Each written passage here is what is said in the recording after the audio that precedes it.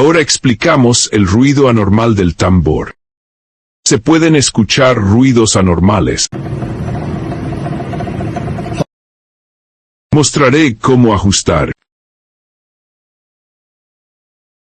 Inserte destornillador, gire a la izquierda a 3 vueltas.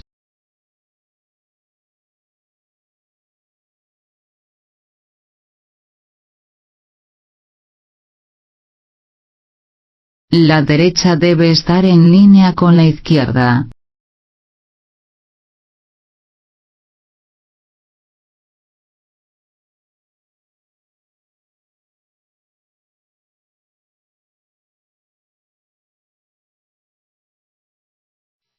Si el ruido anormal todavía existe, continúe girando el tornillo.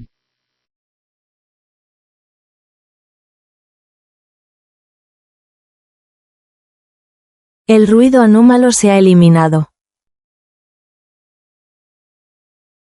Cuando se encuentra el mismo problema, suelte la misma cantidad a la izquierda y a la derecha, puede resolver el problema. Compruebe si la cinta de correr está centrada. Problema de reparación terminado.